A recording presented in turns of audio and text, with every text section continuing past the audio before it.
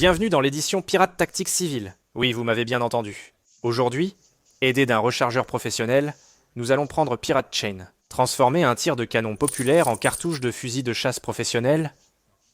Mais est-ce fiable?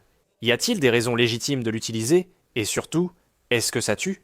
Alors, jetons un coup d'œil à nos échantillons visuels des vraies cartouches que nous allons tirer. Elles contiennent des chaînes intéressantes. Testons-les toutes les trois. Les types Pandas présentés sont la chaîne épaisse, moyenne et fine. Comment les pirates utilisaient-ils la mitraille à chaîne? Ils utilisaient une longue chaîne, poussée dans le canon, sans le charger aussi professionnellement qu'aujourd'hui. Ils la lançaient sur leur adversaire pendant qu'elle fouettait l'air.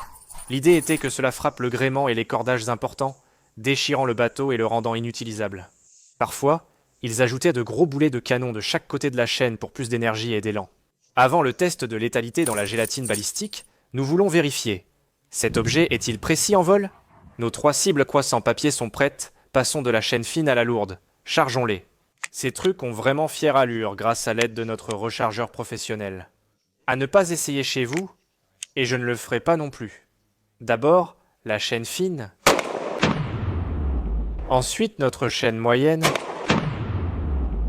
Et enfin, nous avons notre plus grande chaîne de toutes. Nous avons ainsi obtenu une zone d'impact. Je croyais que notre chaîne fine allait plus se disperser, mais ce n'est pas arrivé.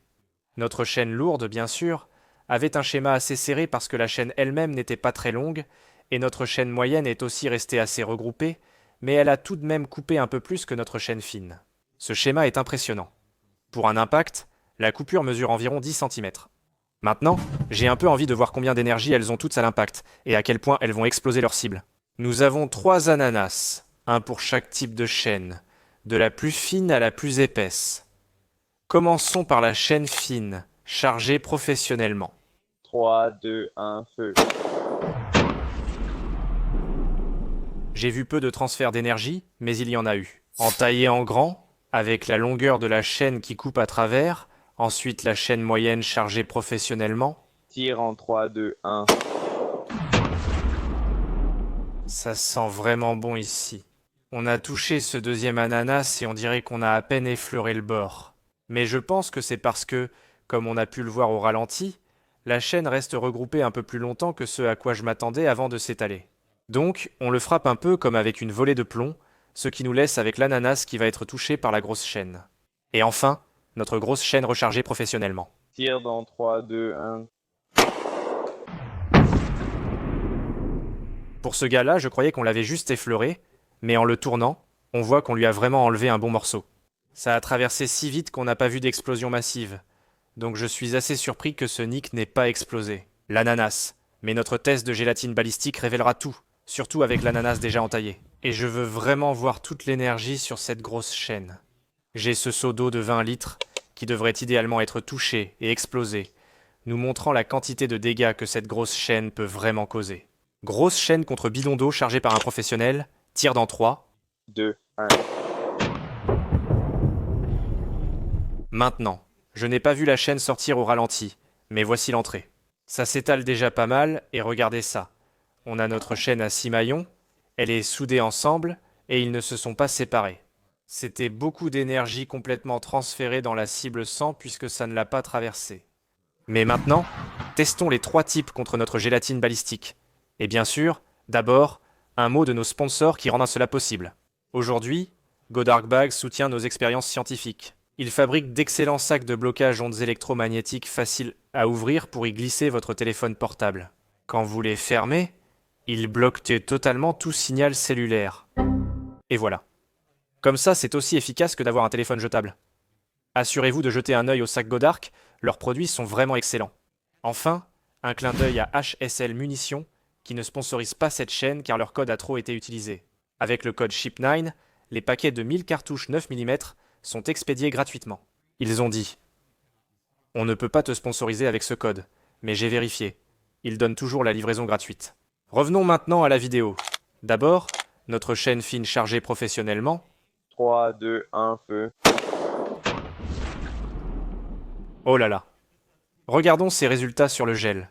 Je viens de regarder le ralenti, et mec, Je n'ai jamais vu une balle frapper la gélatine balistique aussi fort, mais juste en surface.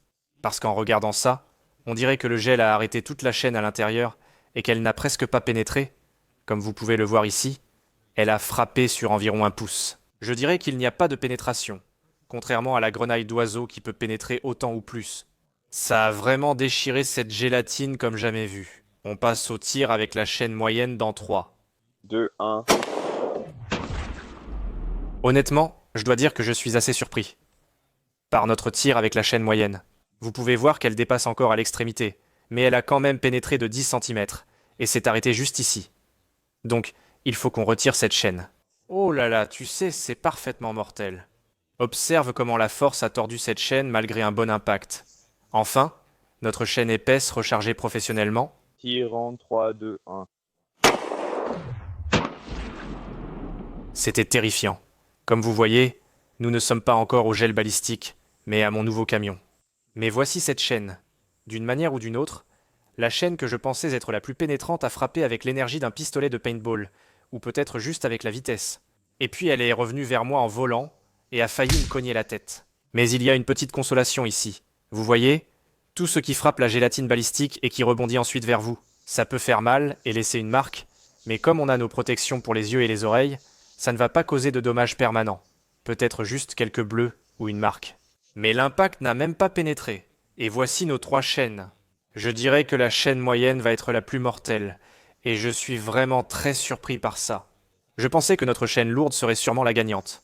Alors, qu'est-ce que j'en pense? Je crois que le tir à chaîne est un outil qu'il vaut mieux laisser aux pirates. Et en ce qui nous concerne, toi et moi, c'était une expérience amusante. Mais ce n'est pas mortel. Alors n'oublie pas de t'abonner, et ce ne sera pas la dernière fois que tu me verras.